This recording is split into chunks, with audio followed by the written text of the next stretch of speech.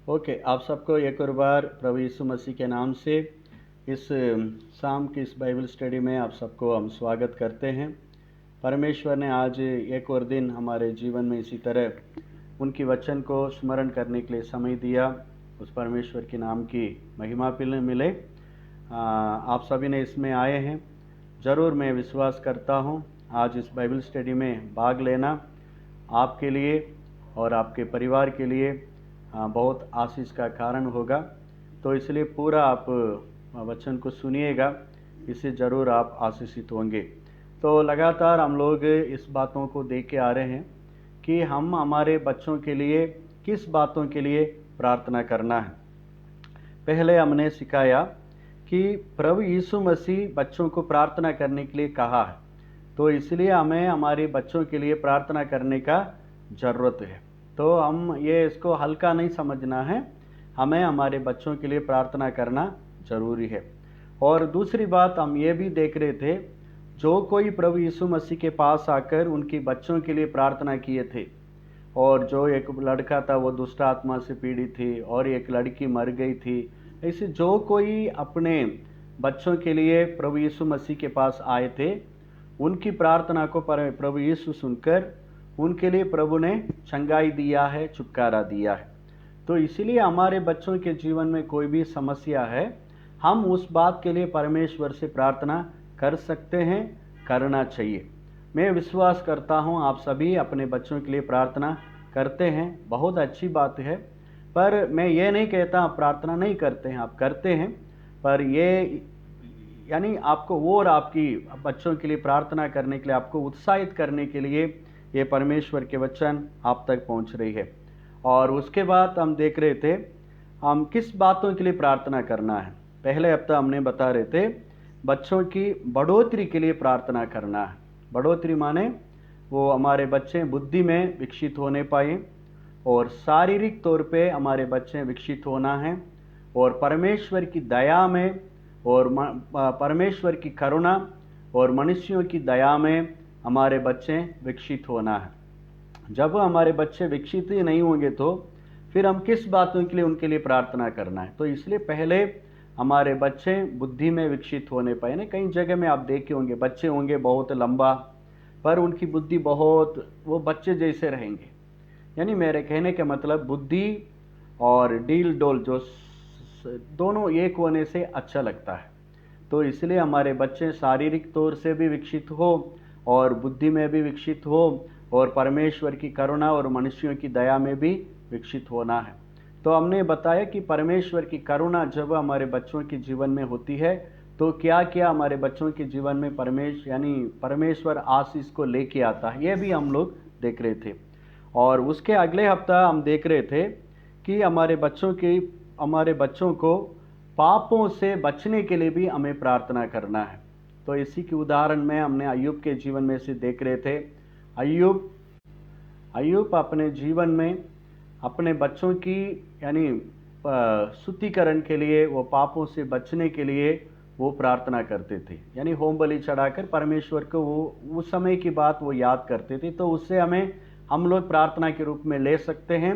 हम भी इसी तरह, यानी इसका मतलब यह नहीं है कि हम हमारे बच्चों को शक करना है, नहीं। अभी जिस संसार में हमारे बच्चे रहते हैं वो पाप से भरा हुआ है। तो उस समय यदि अय्यूब अपने बच्चे एक दूसरे के घर में जाते हैं तो वो डरता था, कहीं मेरे बच्चे अपने बातों में, अपने किसी यानी कार्यों के द्वारा परमेश्वर को अपमान किए होंगे, तुच्छ जाने होंगे। तो इसी डर में वो प्रार्थना करता था, यानी परमेश्वर से उनकी पापों के लिए वो होम बलि चढ़ाता था। तो इसलिए हमें भी ये हमारे अंदर ये डर चाहिए कि कहीं मेरे बच्चे किसी पाप में ना गिर जाएं, गलत काम में चले ना जाएं। तो उसको गंभीरता से लेते हुए उन बातों के लिए प्रार्थना करना जरूरी है। और पिछले हफ्ते हम लोग पढ़ रहे थे हम हमारे बच्चों की उद्धार के लिए प्रार्थना करना है, क्योंकि जो मसीही जो बच्चे होते हैं उन्हीं लोगों को उद्धार का वो लोग समझने में असमर्थ होते हैं। क्यों असमर्थ होते हैं? क्योंकि जो मसीह धर्म में नहीं है तो उनको वो धार्मिक कार्यों में वो लोग शामिल नहीं होते हैं। वो किसी भी धार्मिक, वो प्रार्थना करना, चर्च जाना, बाइबल पढ़ना, संडे स्कूल जाना उनके लिए नहीं है। तो इसलिए जब कोई प्रभु के बारे में उनको बताया जाता है, पाप और जो धार्मिकता दोनों की फर्क उनको मालूम होता है। पर हमारी मसीही बच्चों को दोनों का फर्क को समझना थोड़ा कठिन है। वो परमेश्वर ही हमारे बच्चे के ऊपर दया करके वो उद्धार का अनुभव देना चाहिए। तो इसी के आधार पर हमने पिछले हफ्ते निकोदेमुस के जीवन में से देखा, वो एक फरीसी थे और यहूदियों को वो अगुवे था, तो भी वो प्रभु यीशु मसीह के बारे में उनको सारा जानकारी था, पर उनके जीवन में उद्धार का अनुभव नहीं था। तो इसलिए प्रभु यीशु ने उनको सलाह दिया, पहले तुम क्या करो, जल और आत्मा से जन्म लो। ऐसे पहले प्रभु यीशु मसीह उनको नए जन्म के बारे में उनको सलाह दिया है। तो आज हम लोग देखेंगे जो हमें सीखना है, हम हमारे बच्चों के लिए किस बातों को लेकर हमें प्रार्थना करना है। आज हम देखेंगे आदर्श जीवन के लिए हम प्रार्थना करें। हमारे बच्चों की आदर्श जीवन के लिए हमें प्रार्थना करना बहुत ज़रूरत है। तो इसमें जो वचन में अभी बताया जा रहा हूँ, यहाँ प्रार्थना के बारे में तो कुछ लिखा नहीं है, पर हम समझ सकते हैं वो कितना ज़रूरी है। उसके आधार पर जैसे प्रभु हमें अगुवाई करते हैं, उसके हिसाब से प्रभु के वचन को हम आपके पास लेके आते हैं। तो मेरे साथ निकालिए पहला तीमुथियुस 4 अध्याय उसका वचन 12।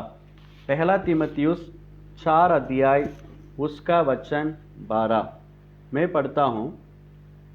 कोई तेरी जवानी को तुच्छ ना समझने पाए, पर वचन और चाल चलन और प्रेम और विश्वास और पवित्रता में विश्वासियों के लिए आदर्श बन जाओ।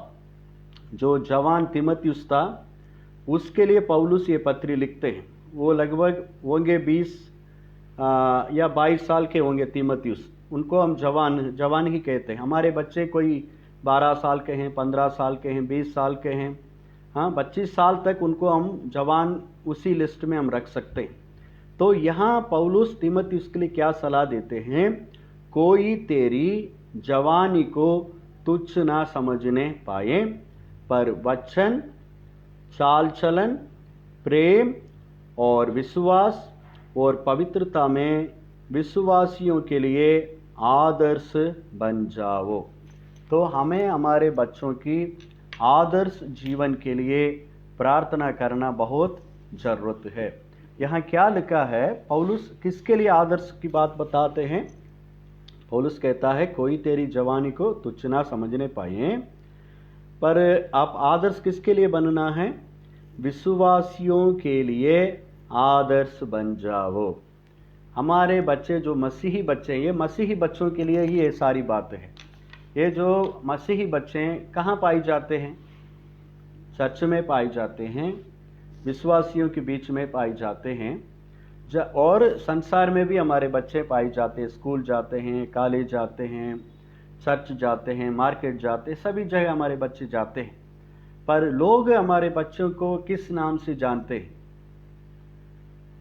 लोग हमारे बच्चों को किस नाम से जानते हैं। यदि हमारे बच्चे को हमने पीटर नाम रखा है, मोसेस नाम रखा है, या पौलुस नाम रखा है, तो लोग क्या जानते हैं, हाँ ये मसीह लड़का होंगे, ये मसीह परिवार से ये बच्चे आते होंगे। जब हमारे बच्चों, वो चर्च हो या कहीं भी हो, यदि उनकी जो बात यदि दूसरों के लिए आदर्श नहीं होता है, तो तब क्या हो जाएगा, परमेश्वर के लिए वो एक प्रकार का अपमान को लेके आएगा। तो इसीलिए हम इस बातों को बड़े गंभीरता से लेते हुए हमारे बच्चों की आदर्श जीवन के लिए प्रार्थना करना बहुत ज़रूरत है। देखिए, आदर्श होने का क्या मतलब है, आदर्श होने का क्या मतलब है, यानी इसको हम नमूना बता सकते हैं। नमूना होना या आदर्श होने का मतलब है दूसरों के लिए ठोकर का कारण नहीं बनना है। जो हमारे बच्चे हैं वो दूसरों के लिए ठोकर का कारण नहीं बनना चाहिए। आप मरकुस रचित सुसमाचार उसके 9 अध्याय 42 में देखते तो प्रभु यीशु मसीह क्या कहते हैं, जो ठोकर दिलाते उनको क्या करो, उनके गर्दन में बड़े पत्थर बांध कर उनको कहाँ डाल दो? समुद्र में डाल दो। ऐसे प्रभु यीशु मसीह सलाह देते हैं। क्योंकि कई बार हमारे, देखिए आप कई लोग जो प्रभु को जानते हैं वो यीशु मसीह के पास आना चाहते हैं, पर मसीहों की जो जीवन है, मसीही जवान लड़के लड़कियों की जीवन है, दूसरों के लिए इतना ठोकर का कारण बन जाता है। तो इसलिए विशेष करके हम हमारे बच्चों की आदर्श जीवन के लिए, यानी वो दूसरों के लिए नमूना बने पर ठोकर का कारण नहीं बनने पाए। जब इसके बारे में पौलुस सलाह देते हैं तब कितने बातों में हमारे बच्चे दूसरों के लिए आदर्श होना है, यानी यहाँ लगभग पौलुस कह रहे हैं 7 विषय में हमारे बच्चे दूसरों के लिए आदर्श होना है। 7 विषय में हमारे बच्चे विश्वासियों के लिए, कलीसिया में रहने वाले लोगों के लिए, कलीसिया में बाहर रहने वाले लोगों के लिए हमारे बच्चे क्या होना है? आदर्श होना है। वो जवान लड़के हो सकते हैं, लड़की हो सकती है, कोई भी हो, उनका जीवन दूसरों के लिए आदर्श होना है। जब मैं इसके बारे में मैं मनन कर रहा था, क्यों जवानी के समय पे जो जवान के लिए क्यों ये बात बताया जाता है, जब मैं सोच रहा था क्यों ऐसे बताया जाता है, जो जवान का जो जवानीपन है, वो जो जवानीपन का उम्र है, वो एक मुश्किल समय है। हम सभी लोग यानी अभी 40 साल का हो या 25 साल का हो या 35 साल के हो, पर हम सभी लोग एक समय जवानी के समय से ही हम सभी लोग आते हैं। हम सभी उसमें गुजरते हुए ही आए हैं। जो आज हमारे बच्चे हैं 17 साल के हैं, 18 साल के हैं, 19 साल के हैं, पर हम भी एक दिन उसी उम्र को थे, अभी उसमें गुजरते हुए हम सभी लोग आ रहे हैं। हम सभी को मालूम है जवानी के समय पे किन किन बातों को हमें सामना करना पड़ता है। देखिए, ये जवानी का समय है, ये ऐसा समय है बच्चों को क्या सही है क्या गलत है मालूम नहीं होता है। उनके लिए ऐसा है, यदि सफ़ेद है तो वो दूध ही समझ लेंगे, उनको क्या सही है क्या गलत है मालूम नहीं होता है। उसके बाद जो बच्चे जवानीपन में रहते हैं वो लोग भावनाओं को ज़्यादा इमोशनल हो जाते हैं, वो भावना के ऊपर ज़्यादा वो लोग निर्भर हो जाते हैं, वो उसकी रियलिटी उनको मालूम नहीं होता है। इसलिए ही जवानीपन में रहने वाले बच्चे कहीं हीरो को मानते हैं, कहीं फिल्म स्टार को मानते हैं, उनके समान अपने बाल को काटने लगते हैं, उनके समान अपने कान में कुछ पहन लेते हैं, उनके समान कपड़ा पहनते हैं, क्योंकि वो इमोशनल होते हैं, इमोशनल के कारण इसी तरह काम करते हैं। और जो जवानी का समय है वो एक प्रकार का खेल कूद का समय है। अभी कोई 17-18 साल के बच्चे से जिम्मेदारी के बारे में बताएंगे तो उतना वो समझेगा नहीं, क्योंकि ये समय है खेल कूद का समय है।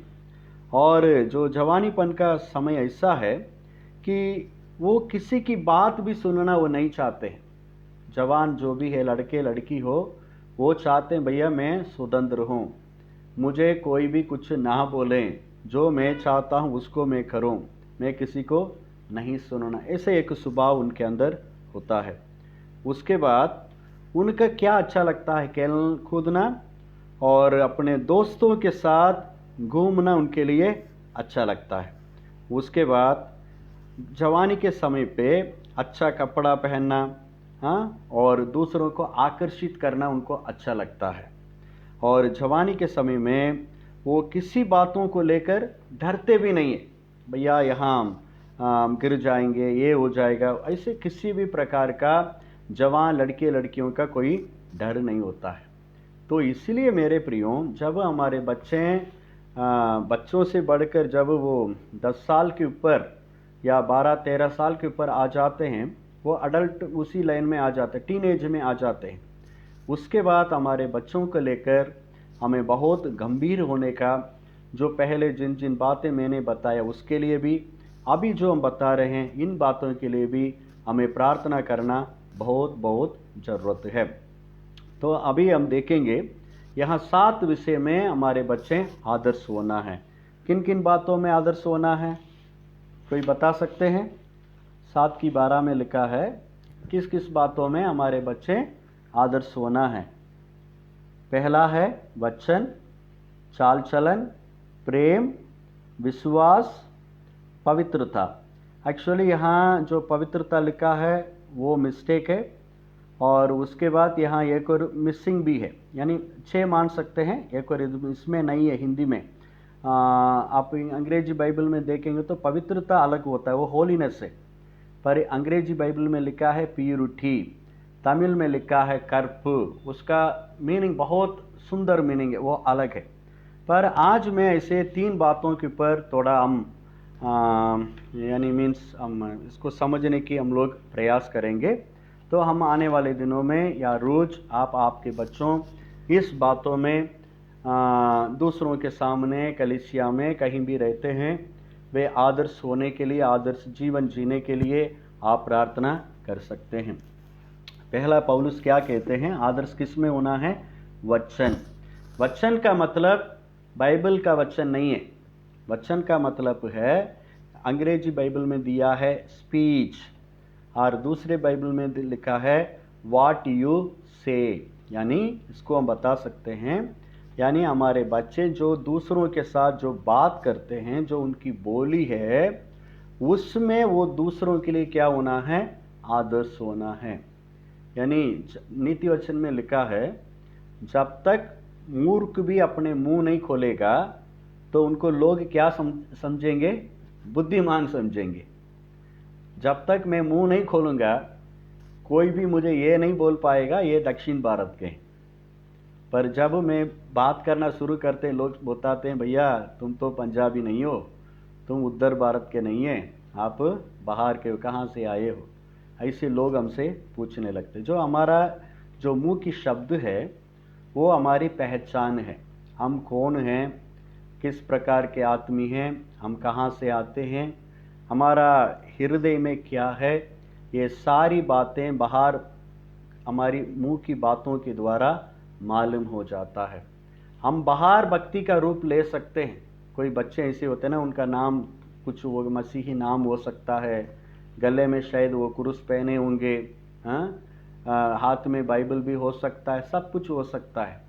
पर जब मुंह की बात यदि सही नहीं है तो फिर वहाँ वो दूसरों के लिए क्या हो जाएंगे? वो ठोकर का कारण बन जाएंगे। उनके कारण लोग प्रभु से दूर होंगे, वो दूसरों के लिए आदर्श का नहीं बन पाएंगे। आप मेरे साथ एक वचन पढ़ सकते हैं, अय्यूब उसका 34 का 3। अय्यूब 34 का 3। अय्यूब निकालेंगे उसका 34 का 3। उसमें लिखा है, क्योंकि जैसे जीभ से चखा जाता है वैसा ही वचन कान से परखे जाते हैं। क्योंकि जैसे जीभ से चखा जाता है वैसे ही वचन कान से परखे जाते हैं। हम किसी भी खाने का कैसे हम उसको परखेंगे? ये इसमें नमक है या मीठा है, ये स्वादिष्ट है या स्वादिष्ट नहीं है, कैसे मालूम होता है? जब हम उसको खाते हैं तब हमें मालूम होता है ये कैसा है। उसी तरह जब किसी की बातों को हम सुनते हैं तब हमें मालूम हो जाता है इनका बोली कैसा है, इनका शब्द कैसा है, ये किस प्रकार का आदमी है। उसका पहचान मुंह की शब्द के द्वारा मालूम हो जाता है। तो इसलिए हम इस बातों में गंभीर होना और प्रार्थना करना और सिखाना बहुत ज़रूरत है। नीति वचन 6 का 2 पढ़ेंगे। नीति वचन 6 अध्याय, नीति वचन 6 उसका 2 क्या लिखा है? तू अपने ही मुंह के वचनों से फंसा और अपने ही मुंह की बातों से पकड़ा गया। यानी यहाँ क्या लिखा है कि इसका आप वचन एक पहले वचन से पढ़ेंगे, हे मेरे पुत्र, यदि तू अपने पड़ोसी का उत्तरदायी हुआ हो अथवा परदेशी के लिए हाथ पर हाथ मारकर उत्तरदायी हुआ हो तो तू अपने ही मुंह के वचनों से फंसा और अपने ही मुंह को बातों से पकड़ा गया। यानी जब तक मुंह नहीं खोलेंगे हम किसी भी बातों में फंसेंगे नहीं। तो एक और बात, एक और वचन को पढ़ सकते हैं, सबोपदेशक 5:6। सबोपदेशक 5:6, 5:6 में क्या लिखा है? कोई वचन कहकर अपने को पापों में ना फंसाना, और ना ईश्वर के दूत के सामने कहना कि ये भूल से हुआ। परमेश्वर क्यों तेरा बोल सुनकर अप्रसन्न हो और तेरे हाथों की कार्यों को नष्ट करें। देखिए, हमारी बोली जो हम मुंह से कहते हैं ना, ये कौन सुनता है? परमेश्वर भी सुनता है। तो इसलिए मेरे प्रियो, हमारे बच्चों के लिए हमें प्रार्थना भी करना है और उनको सिखाना भी है कैसे बातों को, किस प्रकार उनको बात करना चाहिए। आप किसी बच्चों को देखो, वो मुंह खोलते हैं, उनके मुंह से झूठ के अलावा कुछ निकलेगा नहीं। कोई बच्चे हो या बड़े हो, वो मुंह खोलेंगे तो कैसे गंदी बातें बोलते हैं।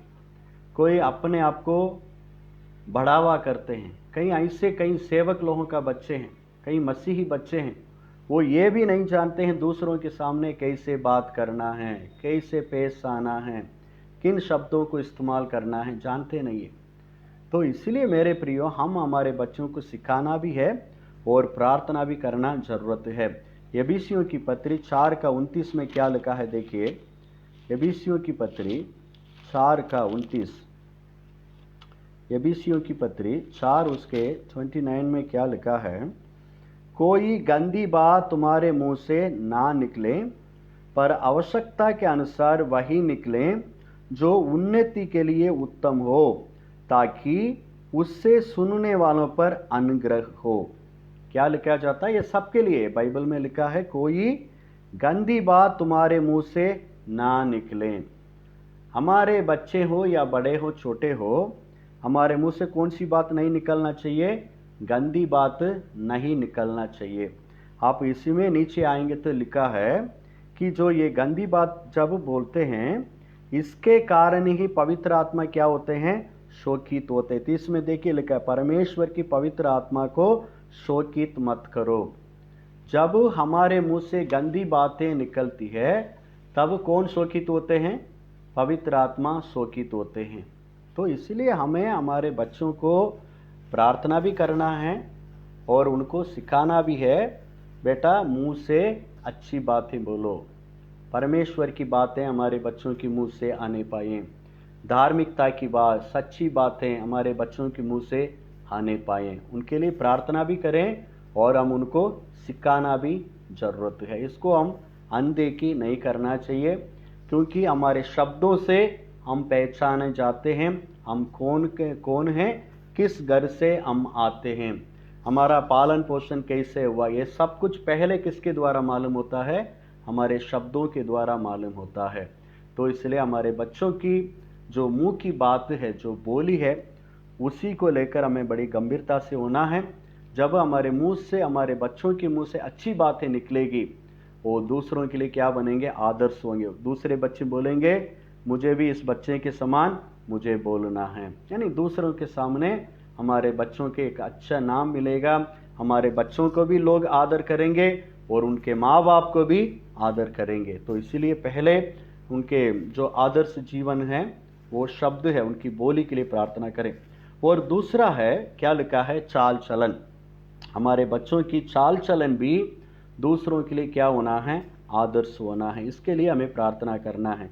चाल चलन का मतलब है, पहला हम इसको बता सकते हैं बिहेवियर, और दूसरा इसको हम बता सकते हैं the way you live, the way you live और कॉन्डक्ट, ऐसे हम बता सकते हैं। इसको हम हिंदी में समझेंगे तो यानी हमारे बच्चों का, वो जवान हो, लड़के हो या लड़की है, उनका आचरण, जो हमारी बच्चों की जो आचरण होता है, जीवन जीने की जो तरीका होता है, वो भी क्या करता है? दूसरों के सामने एक तो आदर्श बनता है, नहीं तो वो दूसरे लोग प्रभु के पास आने में क्या हो जाता है? रुकावट का कारण बन जाता है। तो इसलिए हम इस बातों को लेकर भी हमें गंभीर होना और उनको सिखाना बहुत ज़रूरत है। अभी कई मसीह बच्चों का आप देखो, उनके आचरण कैसा है, उनका जीवन शैली कैसा है। हम सभी को मालूम है, कई लोग बताते हैं भैया हम वेस्टर्न कल्चर में रहते हैं, हमें ऐसे रहना पड़ता है। कई कई कई मसीही बच्चे हैं, पैंट कैसे पहनते हैं, कटा, जो गरीब बच्चे ऐसे पूरा बीच बीच में कटा हुआ, घुटने के ऊपर कपड़ा पहनना है, दूसरों को डिस्टर्ब करने वाला कपड़ा पहनना।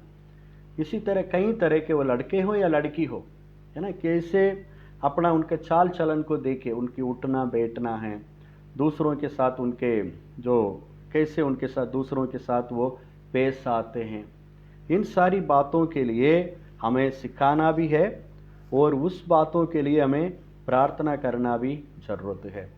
अभी कई यानी मम्मी पापा क्या करते हैं, वो जब वो सेवकाई में आते हैं या मसीह में आने के पहले वो गरीब होते हैं।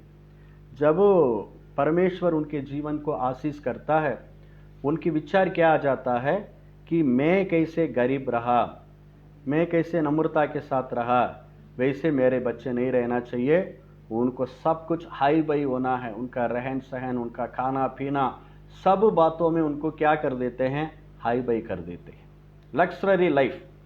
पर ये पूरा पूरा मसीहत का विरोध है।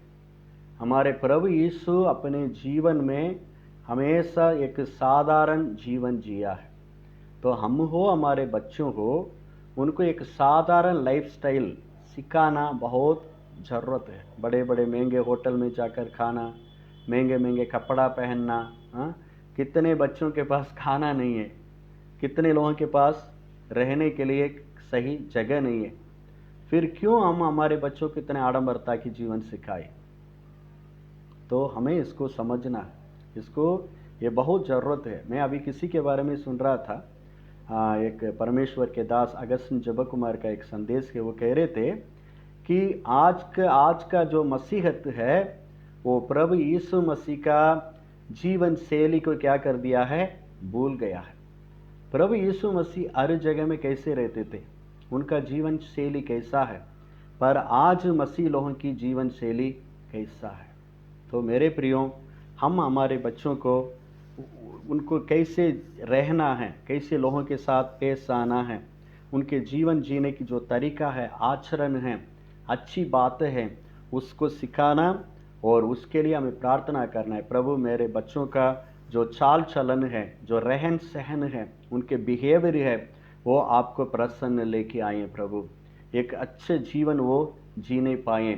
तो इस बातों के लिए हमें प्रार्थना करने का ज़रूरत है। पहले मैंने बताया हमारे बच्चों की जो बोली है वो दूसरों के लिए आदर्श बने, और दूसरा है हमारे बच्चों का चाल चलन, उनके जो आचरण हैं वो दूसरों के सामने, विशेष करके विश्वासियों के लिए आदर्श होने पाए।